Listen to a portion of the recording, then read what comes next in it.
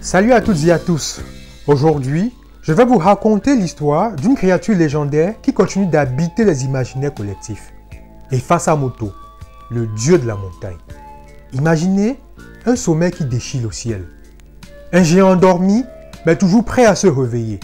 Le mont Cameroun, un volcan de 4100 mètres d'altitude qui domine le paysage, situé dans le sud-ouest du pays. Là où la terre semble respirer et murmurer des secrets. Ce n'est pas une montagne comme les autres, c'est un sanctuaire vivant, un lieu où la nature, le mysticisme et l'histoire s'entrelacent dans un ballet surnaturel. Le mont Cameroun est le théâtre d'histoires anciennes, de légendes fascinantes et d'un mystère qui transcende les siècles.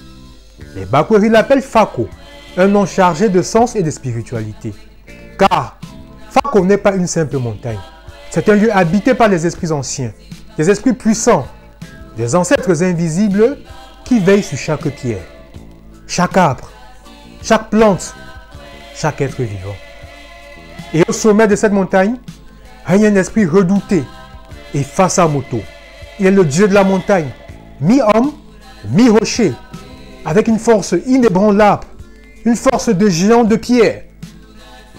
Quand la montagne gronde, c'est lui, Effasamoto, qui se manifeste dans toute sa fureur.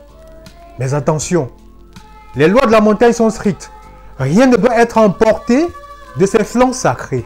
Une simple pierre, un fruit, une tige, et le voyageur risque de se perdre dans un dédale sans fin, prisonnier de la colère d'Effasamoto. Chaque année, lors de la célèbre course de l'espoir qui matérialise l'ascension du mont Cameroun, des athlètes racontent des récits troublants, des forces invisibles qui les dévient de leur chemin, des bruissements étranges, des sensations inexplicables.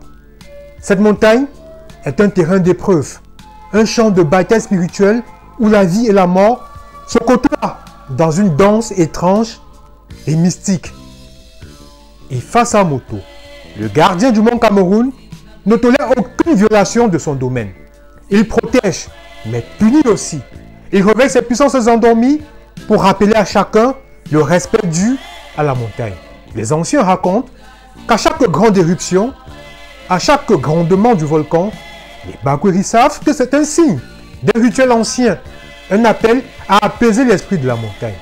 Et pourtant, ce n'est qu'une infime partie des nombreuses légendes qui entourent cette montagne.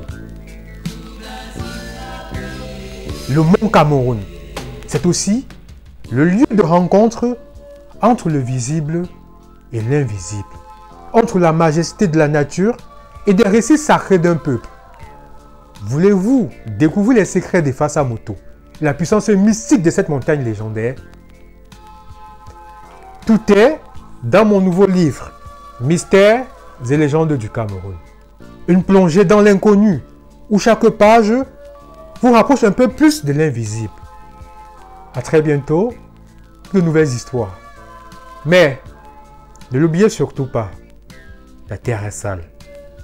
Ngo Bagde, Harold Ketch était de passage.